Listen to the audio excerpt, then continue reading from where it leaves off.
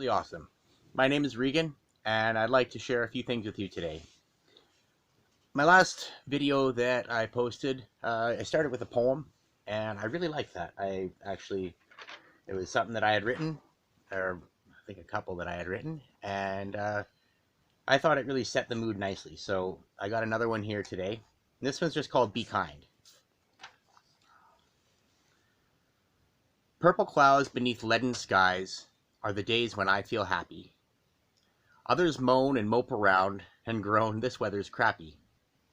The times when life is a little rough will temper a young person's soul. Getting back up after being knocked down is the only way to make ourselves whole.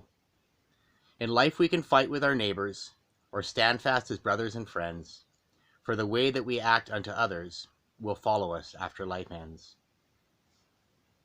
It's just a short poem, and I wrote it almost 2 years ago. I was paying more attention to rhythm and the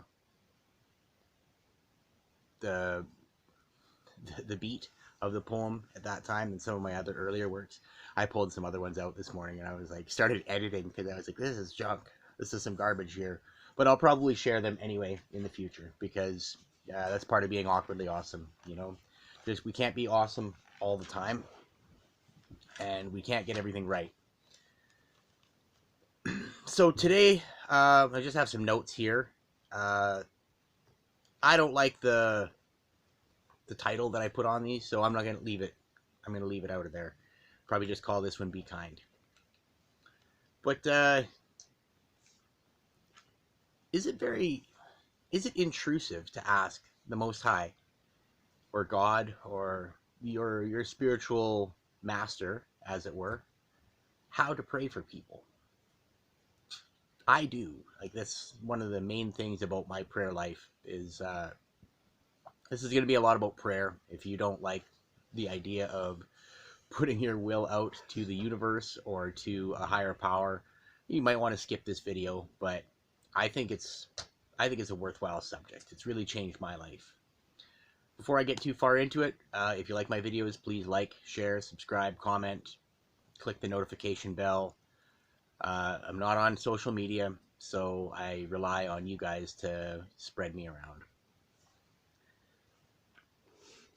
Since I started asking how to pray for people, I've actually been called a prayer warrior, which is really surprising to me. I never really thought of myself as somebody like that, but it came up more than once. Other people, I came up with the prayer that I shared in my intro video.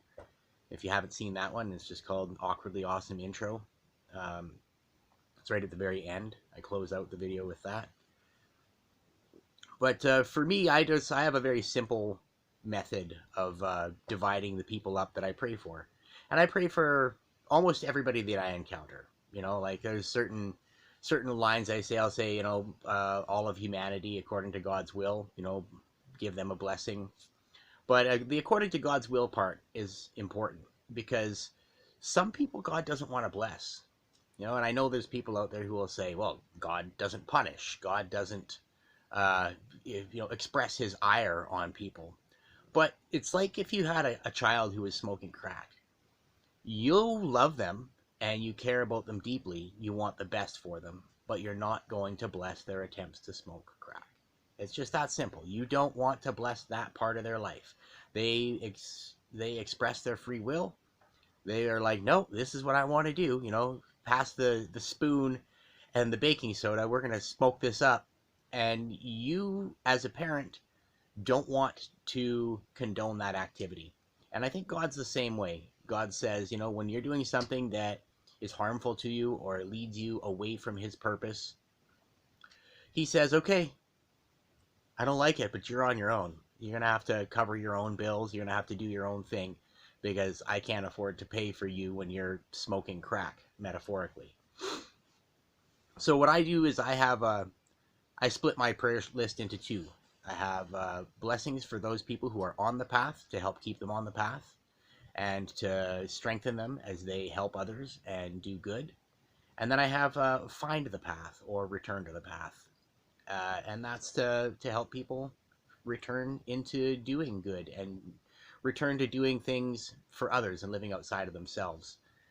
And that's basically what it's about. I mean, I've known people who've said, "Well, I'm doing this for my children." And maybe you are, but maybe you're also doing it because you're afraid of the consequences of following something that you should be doing. I never thought that I would be sitting here telling people about spiritual things. I was I was a pothead who drank too much and swears like a trucker or a sailor, or pick a blue collar worker that swears a lot. That was fucking me. Um, I Yeah, but this is where I found myself. I took some classes, online classes about spiritual things, and in it I just felt so connected with the people that I encountered that I knew that I had to include them in my day-to-day life forever after that. So I wrote their names down, um, and I started praying for them. I just include them in the morning. There's a few of the ones I don't mind referencing is my friend Christina Russell. You all have heard about Russell if you've listened to my videos. Gordon Hamill, he's a great guy. Catherine O'Shea. Um, yeah, that's just a few. I'm not going to go through the whole list. And I'll pray for anybody. If you want me to pray for somebody, drop their name in the comments, or get a hold of me on my email, which is reegeman, REEGEMAN, @gmail.com. Send me a message. I'll be happy to include you or anyone that you love onto my prayer list. I pray for like 100 plus, 120 plus people every day.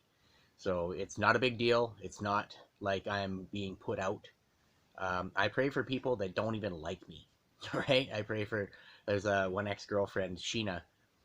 She, as far as I know, would just assume that I were dead. I'm a nobody in her life.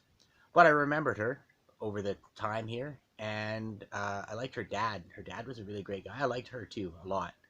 But I see her dad now and then, and he's kind of down on his luck. And so I started praying for Chuck, and I said, you know what? I'm going to pray for Sheena too. And just the other day, God put a check in my spirit when I was praying, and I realized that she was on the wrong side of the chart. Something has shifted in her life, as far as I can tell, and I moved her over from the find the path side to on the path. And that's how it works for me. I believe that it's worthwhile to pray specifically for people. When I pray for them specifically, I seem to get results much more swiftly and much more sure results. If you just say, God bless us, everyone, I don't like the Tiny Tim prayer. I know one of my good friends kind of, uses prayer grenades. He pitches grenades of prayer out there and says, let God sort them out. But I think in order to put our intention properly into these prayers, we need to focus on the person who we're talking about. When I pray for someone, I try to bring up an image of them in my mind and think specifically of them and of their needs and what is best for them. Or, I focus on opening their life up to what is best for them, so God can do his thing properly. Like I prefer more of like a sniper approach rather than the old prayer grenades, which I'm not saying that they don't work. The prayer grenade thing, maybe it works just as well as what I'm doing, but I prefer to keep those people specifically in my heart and in my mind as I deal with them. If you've ever dated me, I'm praying for you, whether you like it or not, every single day. I've got the girlfriends who cheated on me, uh, my ex-wife who didn't treat me in a way that I found to be respectful. Y'all are all on there.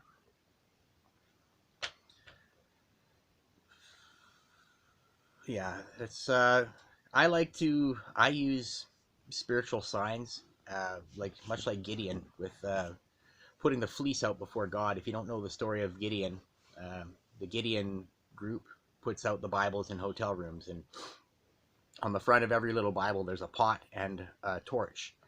And a lot of people know the story of Gideon and his 300 men, how he tricked the Midianites into attacking themselves, right? It's an old story. I'm not going to get into it here, but that's what there's a pot and a torch or and a flame on the front of those Bibles, and that's what it's about. The guys had their torches covered up with pots so that the enemy couldn't see them until the exact moment. And then when the horn was blown, the torches came out, and they defined pathways into the camp, which made the Midianites think they were being attacked from an external army, and they turned on each other. And most people don't realize that was actually a common tactic in those days for a night attack. You would suddenly have your torchbearers light up their torches along the path that the rest of your troops were supposed to follow in to reduce confusion. So it wasn't like a one-time thing that had never worked or wasn't a thing. It was actually something that anybody who was versed in combat would have known to defend against and to be wary of. Gideon put out a fleece when he was told by God that God wanted him to do this. Gideon didn't want to do it. He was afraid. He didn't want to follow the path that God had for him, but he did. He decided that he was going to test God, and he put out a fleece on the ground, and he said, "Let the ground be dry and the fleece be wet," or vice versa. I can't remember which order he did it in, but he said, "If it's a yes, I want the ground to be dry and the fleece to be wet with dew in the morning." When he went out in the morning, that's how it was. So he was like, okay, well, that could be a fluke. So he said, now let the fleece be dry, but the ground be wet with dew, right? He's going to double check his answers, just like they told you in math class. Double check your answers, do your addition and then do subtraction back. And I never did that. That's maybe why I had bad math scores. But Gideon was double checking his answers. And sure enough, you got the reverse results for the same answer. So the reason I tell this is I'm going to share, I use a pendulum. It's just a rock on a string. I mean, it's not just a rock on a string. It's something that I use to contact the spirits and talk with them. It's my mom and dad are really awkward about it. They don't really care for the fact that I do that at all, but I see it in the same spirit as Gideon's fleece. I also read tarot. I just did a tarot reading for a friend yesterday where he asked me a question about his relationship, and I looked into it and got back the answers that he didn't want to hear, but he already kind of knew. And that's usually what I find. I find tarot will give you a lot of answers that you maybe don't want to hear, but they are what you need to hear in order for you to make a decision and move forward.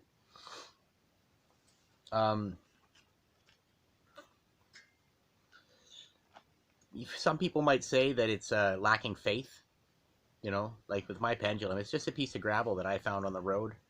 I prayed and asked God to, give me clarity on which piece to use. I found this one that was roughly arrowhead shaped. I wrapped some wire around it and hung it from a string. I won't get into all the details of my pendulum work, but I use my pendulum daily. And it doesn't mean that you grab a pendulum and you just start talking with God. There's other spirits out there, there's other entities and other energies out there that will interfere with your spiritual work like that, the signs that you seek. So you really do have to double check your math or double check your answers. Gideon was right to do that.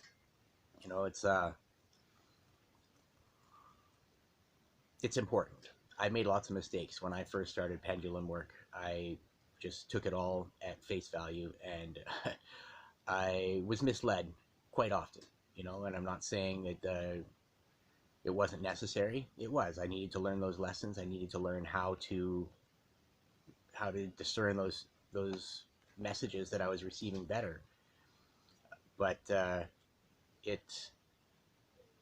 always led me to where I needed to go. I could say, oh, well, I made mistakes. And I made mistakes in the interpretation. But one thing I've learned about God's will is everything that happens is God's will. You can plan it out and think about it, and it can be God's will that you think about it, or God's will that, God's will can be changed because we have free will. Our free will interferes with God's will. But that doesn't mean that God doesn't say, okay, so you free willed yourself into a different situation than I had for you. Okay, well, how do I turn that back to my will? Because God doesn't let us push him around. That's my experience anyway. You can do whatever you want, but if God wants you to do something, he's going to get you to do it. Some people might say that it's lacking faith for me to use a pendulum and to ask, for overt signs. But when I was not much younger, I had serious issues with faith, you know, really serious issues with faith. I used to say I didn't have it. Show me, give me a sign, show me the reality of the situation, and then I'll pay attention to it. So when I found pendulum work, it was actually a big deal for me. When I had my kind of returned my life to God and gave up my free will and said, "Let Thy will, not mine, be done." One of the conditions I said was, "You're gonna have to give me a way that I know what your will is." And shortly after that, I started using a pendulum, maybe a month and a half. I originally started using it to determine the sex of pot seeds because I had seen some lady say that she could do that with eggs, like chicken eggs, to find out which are roosters and which are hens in advance. So I just started playing with it with pot seeds because they're male and female as well, and I got instant, easy results. Um, from there, it wasn't that big of a jump to go to yes/no questions, and since then, I've made like a whole chart. I get different kinds of answers all the time. Yesterday, I used my pendulum to guide which scriptures to read in my devotions. And during the afternoon, after I'd already had my devotions, I was having a really hard time. And I reached out once again to the scriptures or to the pendulum. And I said, "What do you want me to do?" I was sitting here playing video games and just hating my existence. And it said, "Read, not video games." I was like, "Oh, okay.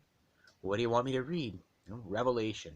I want you to read more of Revelation and some Daniel and some First Samuel. So I did. I read read the passages, and at the end of it, I was tired.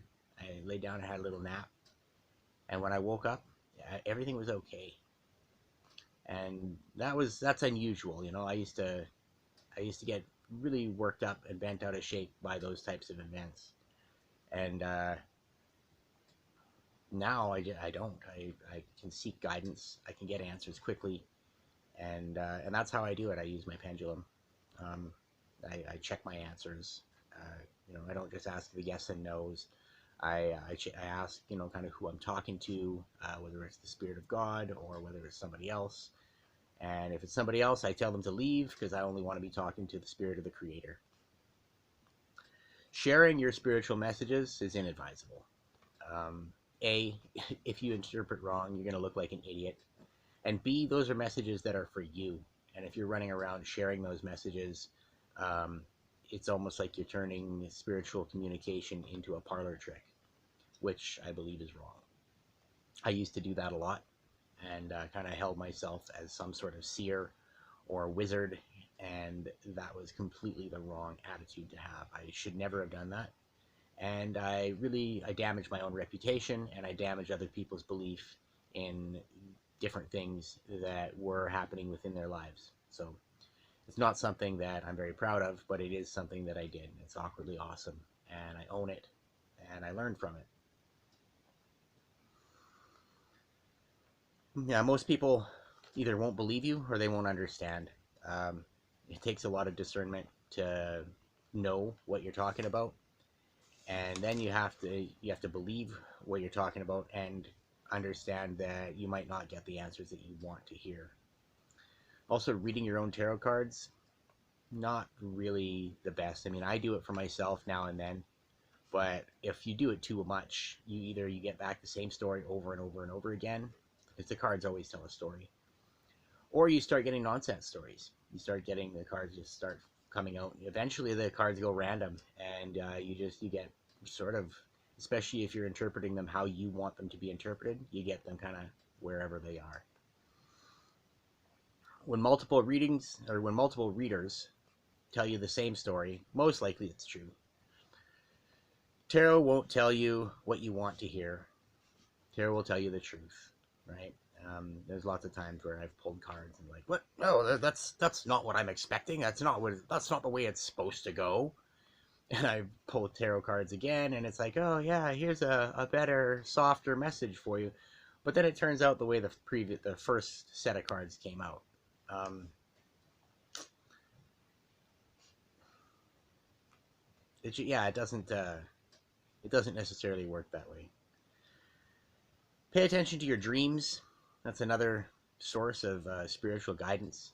Your dreams will tell you all sorts of things. My dreams have been a little bit crazy here lately. I had this crazy dream yesterday morning about joining a crew of a ship. And I won't get into all the details of it. It's really long. When I recorded it out into just a voice recorder in the morning, it took 15 minutes plus. So I'm going to leave that one alone. But I have had dreams that come true. I had a dream one time of waking up in a train car, and in the next bed, or I woke up on the floor in a train car, and in the bed over by the wall there was a guy with a woman's name. I'll try to go through this quick. We got up, kind of stretched and felt groggy, walked out of the train car, and it was like an old antique train car, right? Like it had a wood stove inside it, and it was like something from the early 1900s. We went into the house, and these two little Filipino girls came running up and gave me a great big hug, while their white friend, who was 14 years old, she was wearing a red dress, and she was a figure skater, and she had 2 broken ankles. This is all stuff that I knew in the dream. It wasn't things that that I figured out later. These were all the images that I knew. And an older Filipino woman was watching me, not like older, but just, older than everyone else who was there, a little bit older than myself as well. She was watching with her hands all clasped, and she's just so overjoyed that her daughters were giving me this big warm hug. And these girls were little. They were like, 12 and 13, 14, quite young. And I was mildly creeped out because I didn't know who any of these people were. The guy with the woman's name and I went over to the table. They offered me coffee and a glass of wine, which I accepted both because I like to drink anything. I'm the guy who will have many drinks in front of his plate. If I'm at a restaurant, I'll have water, I'll have iced tea, I'll have beer, I'll have coffee, might have a milkshake, I'll have 4 or 5 drinks, no problem. So that wasn't unusual. It was okay, in my head that I had, coffee and some wine. We sat there. I wasn't really in on the conversation, but the guy with the girl's name talked with another guy whose name was Mike, and they talked back and forth like they were old friends. The Filipino lady kind of puttered around the kitchen and threw in her 2 cents, kind of telling how she had met Mike. And then they offered me a second glass of wine, which I accepted. And then when that was gone, we hopped in the pickup truck, all 7 of us, and we drove to town. The lady sat up on the center console. The 4 of us, like the 3 girls and myself, all sat in the back, while the 2 men sat up in the front. We dropped off the figure skater girl, and we drove across town. We picked up a gay Filipino guy, and then we went on a drive through like Canadian countryside.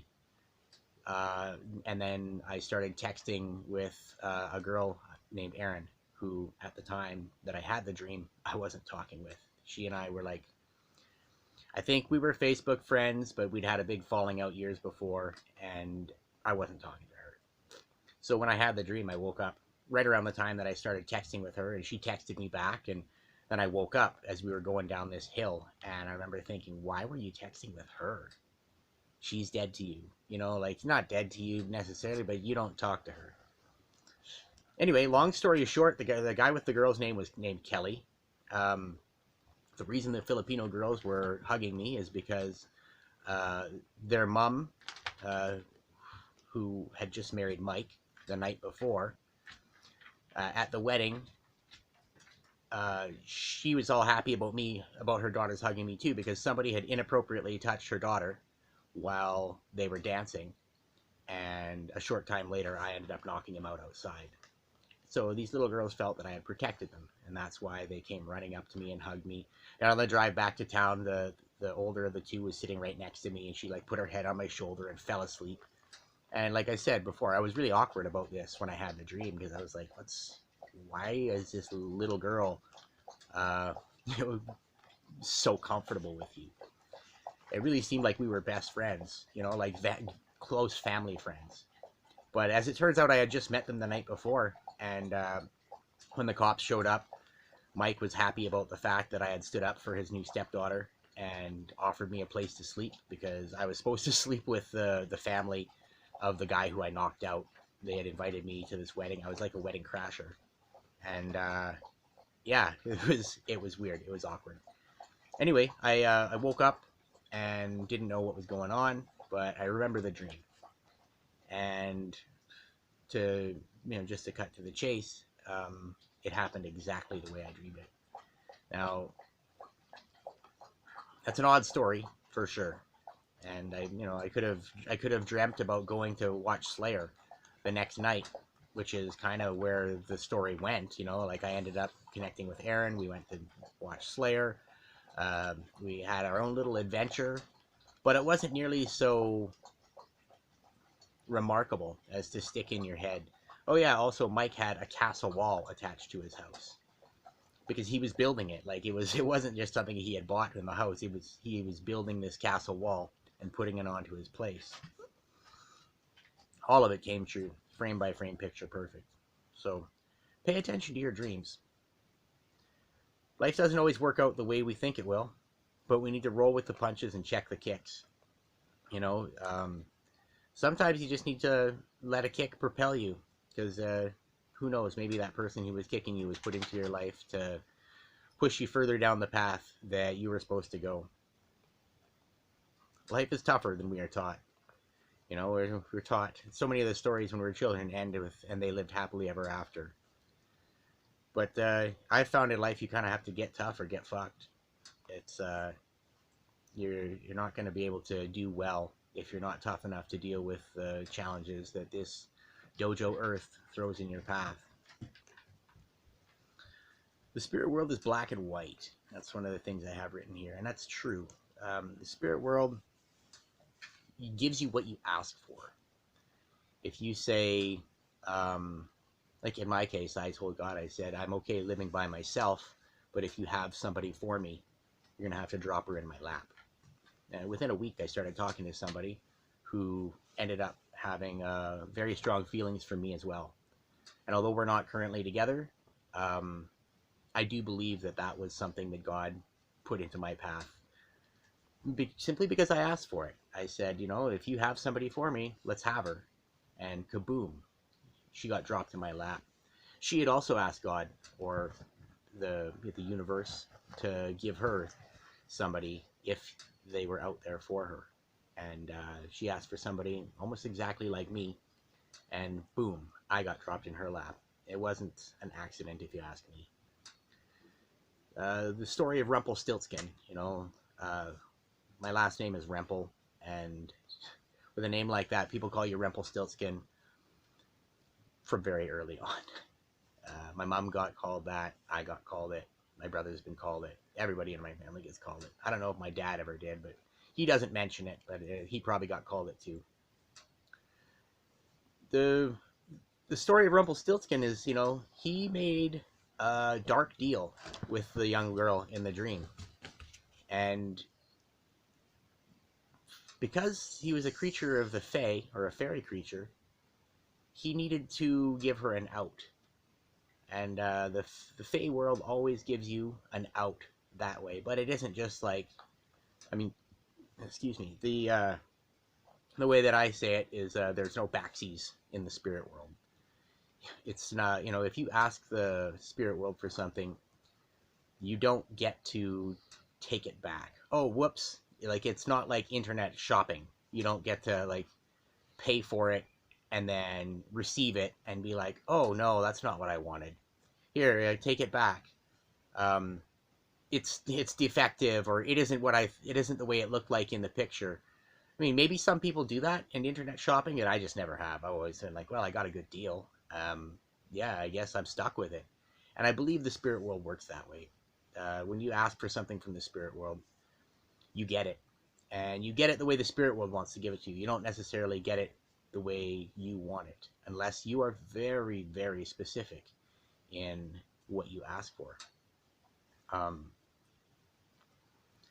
I know I was pretty specific in what I asked for when I wanted a woman. I had manifested that image in my mind a lot earlier. I wanted her to be roughly the same size as me, because I've dated girls who were smaller than me and taller than me and bigger than me and much smaller than me. And I've never dated somebody who is like really roughly around the same size as me. And I won't get into the details of why I wanted that, but that was something I kind of wanted. And the girl that I ended up talking to was like almost exactly the same size. She's just a tiny bit taller than me. Um, I wanted her to have blue eyes, and it didn't. And I wanted her to have like really beautiful blue eyes. I've dated girls with blue eyes before, and I like some shades of blue better than others. Let's just put it that way, not too fine a point on it. Anyway, the girl who I ended up talking with and dating for a little while she had the most beautiful blue eyes. And so that was something that was really awesome. I wanted her to have curly hair. Um, I don't exactly know why, but I was into that. I really, and still am. And sure enough, she had long curly hair. It was, yeah, it was almost like once I realized and put these synchronicities together, it was like I had put in an order with the universe and got exactly what I asked for. And, um, yeah, and she got more or less the same thing.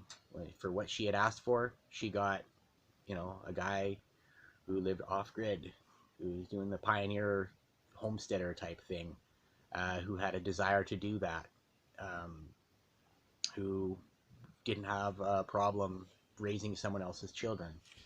Um, all these things, right? Those were the things that she asked for, and she ended up connecting with me, and I fit that bill perfectly. So, be careful what you ask for, because you get pretty much exactly what you ask for. Just like the movie Leprechaun, he made a point of uh, giving people exactly what they asked for rather than giving them what they thought they wanted, because they asked stupid questions. And that's the one thing I've learned through my spiritual questing is ask stupid questions, you get stupid answers. And that's just part of life. I've once again forgot to put my camera or my timer up, so I don't know when my video is going to run out. I might have been talking to dead air here for the last 5 minutes. So I'm just going to wrap it up here now. Please like, share, subscribe, all that stuff. And have an awkwardly awesome day. And remember, God loves you, and so do I.